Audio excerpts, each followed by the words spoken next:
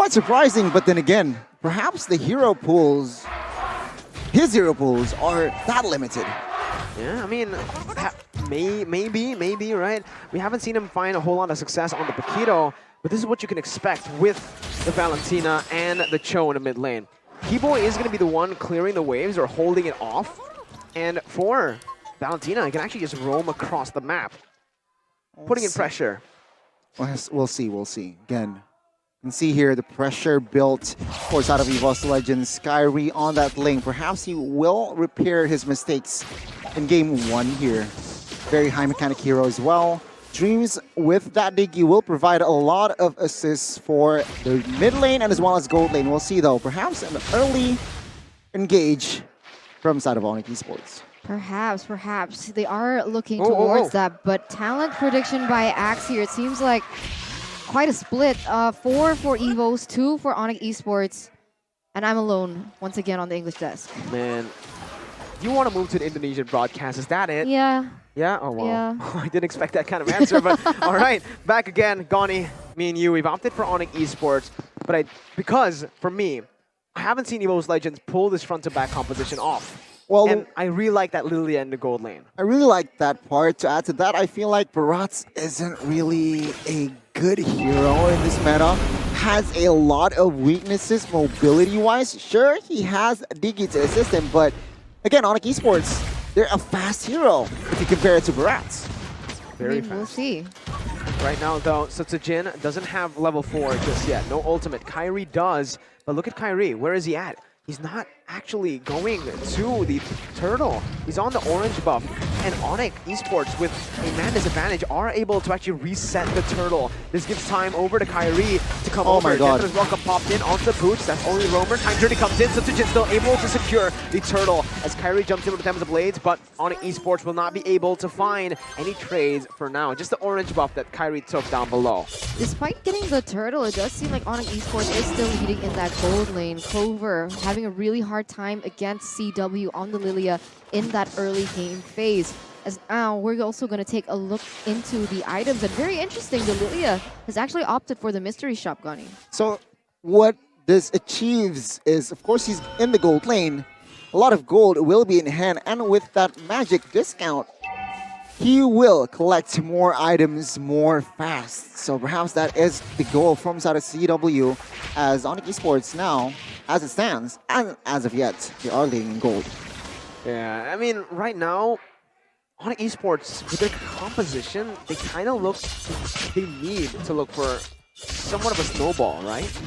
They do, because of zero late game insurance. Sure, they have the Lilia, but when it goes down to the recurring team fights, they don't have source of DPS, only in that magic. So we'll see how that pans out.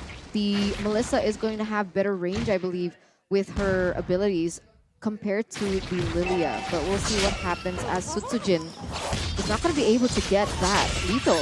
And Kyrie is actually going to jump in onto Dreams now, picking up 2 of the blades. Sutsujin goes in for Death of Welcome. 2 real-world manipulations popped in. San's actually able to find first blood. Sutsujin taken low. Kyrie jumps with a pinch poise all the way to his own jungle. Back again. ONIC ESPORTS are happy with that trade.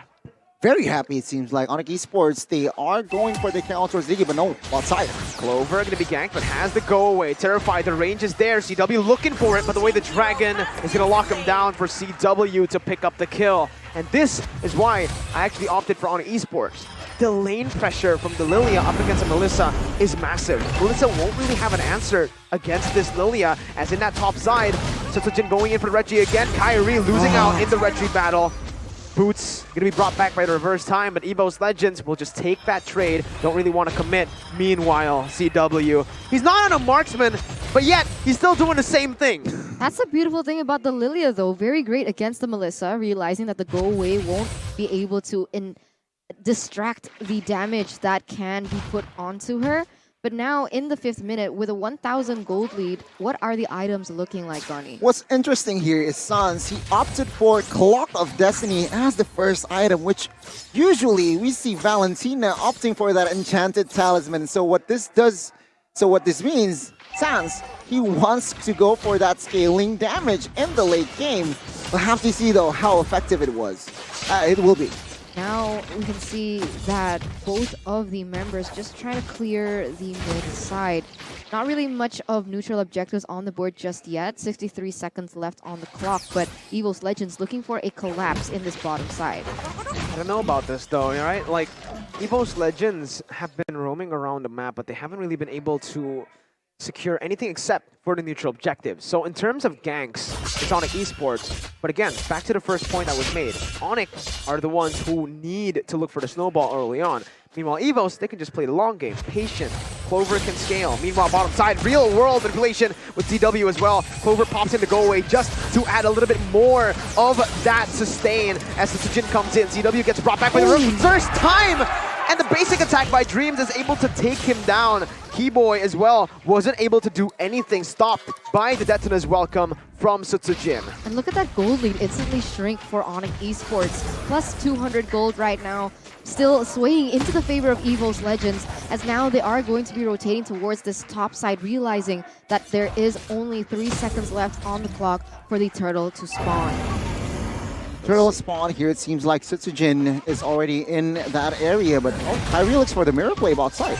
Yeah, he's just going to go for it. Clover not going to be able to survive this one. A good dive by ONIC Esports, but it's the turtle again secured by EVOS Legends. 2 turtles to their name by Samsung Galaxy A series. I gotta say here, the retribution game from Sutsujin in this series has been so on point. From game 1 to game 2 and now game 3, it seems like his retribution is undefeated. Yeah, and even here, right, Keyboy is going to be brought back. Definite's welcome actually used up. Sutsujin going to be able to pin Keyboy down, and that's a time journey by Sans. And a good flicker by Keyboy. Ooh, this game is intense. Man. 300 gold lead only for ONIC, the team who needs to get that snowball going. It really is, and so far ONIC Esports still going to be able to get a tower in that bottom side due to that losing lane that we discussed earlier. 500 has been the goal that they have been successfully able to establish, but unfortunately, Melissa's having a really hard time. Should she not trade towards the top side? I don't know, not yet. Well, it's clear that in bot side, he has less space to work with. But then again, top side, it seems like just a duel between Pakiro and as well as Masha. The camera hasn't shifted to their side, it's clear.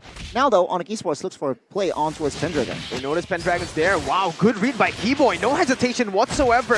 Pendragon with a knockout strike though, able to survive for a bit before Boots comes in with a thunderclap to pick up the kill. ONIC Esports finally able to crack that top side turret. And now their goal, their sights are set into the mid lane. But remember here, Clover, with the help of Diggy, will be able to get the tower in that bottom side. So trades are happening, but Kyrie very quick to the response onto that second tower for ONIC Esports. And EVOS, they just want to trade it back as well. They go straight for the bottom side. CW though doesn't want to let that happen. Goes in on the Clover with a real world manipulation as well. They go in and they pick up a kill. Man, ONIC. Suddenly they pull up and they go full throttle. They're on fire here, it seems like, in game 3. 5-1 total kills. EVOS Legends again. I see now that they are starting to be more proactive in game 3. But ONIC Esports, seems like they always have a follow-up. They always have a bigger answer to follow EVOS Legends' proactiveness. And as of now, ONIC Esports, they are still holding that gold lead now, though, expanding to almost 2,000. Look at the way that they're just manipulating all 3 lanes. You can see that Kyrie, because of his extra mobility, he can do the split push. And all the other members can just start pressuring the members from EVOS Legends, and it's just so beautiful to watch the way that they're able to control the map, as now ONIC, they're looking to get this first lore. Let's see, again, it's already down to half HP. History and the trend is Sutsujin winning out in the retro battles, but Kyrie jumps in. Don't want to leave it to chance. Sans actually flickering out with Wave the Dragon. Plays on the Pendragon. It's going to be a killing spree picked up. Sans and Keyboy are low though, and ONIC Esports, they won't be able to do any more. They'll just be happy with the kill, and they'll have to back off for now. A very good cover from Keyboy there, assisting the member from side of ONIC Esports, and one member, and that is Pendragon, who will suffer the takedown. As of now, again, one thing that I do want to mention, Kyrie was from the MPL PH, and the MPLPH was the Brats was so popular in that MPLPH, so perhaps he knows how to go up against the Brats. Good zone by Keyboy. As Kyrie is able to finish the Lord for free, no contest whatsoever. And EVOS Legends now are going to be forced to back off. ONIC Esports with a 3,000 gold lead. Now, in the mid-game, with their power spikes, they need to grasp onto this. If EVOS Legends are able to win just one fight, it actually might be turned back to EVOS' favor. There is that possibility, but right now you can see Kyrie already 2 levels, now 1 level ahead of Sutsujin. So even if they wanted to go for that contest, Kyrie would have had a better chance, even despite the zoning coming in from Keyboy. You can see the pressure from ONIC once again. They're picking up the tempo. They know their power spikes. They know their winning conditions. And they're trying to execute that here with this Lord push. Good angle on that real-world manipulation. Sutsujin able to cancel it out, but it's a bit late, and it baits out the Deathknight's welcome. CW went in deep, and Kyrie now jumped onto Sutsujin, who is not going to be able to escape from this one. Will be, actually, but 2 ultimates were burnt up. ONIC Esports will be able to use that to find more turrets in the mid lane and the bottom side as well. They're going for it. They're going for it. ONIC Esports now onto that mid side. You can see that the bottom lane is also going to fall. And once again, ONIC Esports with the Lord push. Only the inhibitor turrets are left for EVOS Legends in the 11th minute. Windtalker, Berserker Fury, Endless Battle, and Kyrie goes instantly towards BOD. Very aggressive build here, and for a reason. They are now ahead. They, of course, do not want to lose momentum. Lilia on the other side. Chansey Talisman, Ice Queen 1, and as well as Genius 1. Of course, Valentina here will go for that Holy Crystal, I believe, next. So expect a balance and huge output from the magical and as well as physical here from the side of ONIC Esports. Meanwhile, if you take a look at the left side, EVOS Legends, they need defensive items. They are forced to build defensive items to just withstand the damage output that is given from the side of ONIC Esports. 6,000 gold lead here, Gani. You can see the difference in items as well as, once again, ONIC going for the invade in the jungle, denying any resources available for EVOS Legends to take. You can even see that the lanes have been kind of frozen here. Yeah. EVOS Legends, they have to go out of their base, and this is basically a trap for ONIC Esports to look for a pickoff. ONIC Esports aren't letting EVOS Legends grab a thing, not even in their own jungle. But you guys can certainly grab food right now, as we are 20 seconds away from a contest. You guys can go use the promo code grb.co/MPL, get a 90% discount with your order, or just scan the QR code for a simple way. grb.co/MPL, folks. Check it out. But yeah, back to the game here. EVOS Legends, they're winning. Well, not winning. They just hope that ONIC Esports make a huge blunder. And I do mean a huge one. If and only if that ever to happen, ONIC EVOS Legends, it's gonna be very hard for them to find a small opening to turn this game around. Real-time win probability favors ONIC by 66% as EVOS Legends are looking for a contest here. CW's Black Shoes popped in, traded in for the real-world manipulation.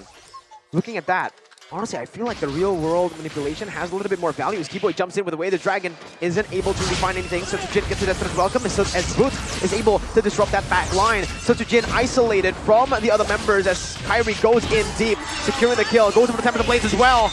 Over to Clover. Oh my god, Kyrie going wild. One more there. Taz is able to get out just barely with the sprint. ONIC get another 2 for 0. 7,000 gold lead, and this is going to be a Lord uncontested once again for ONIC Esports. They are pushing the tempo once again. They are just putting so much pressure onto EVOS Legends with 3 members left standing. EVOS Legends can't do anything at this point. Can't. Take a look at the gold lead. It was 6,000, and 1 or 2 minutes later, it's almost 10,000. DHS, last item for Kyrie. Again, aggressive build. He wants to go up close and personal here with the members of EVOS Legends. And there you go, the build. ONIC Esports still, again, Keyboy on this show, providing a lot of utility, providing a lot of crowd control.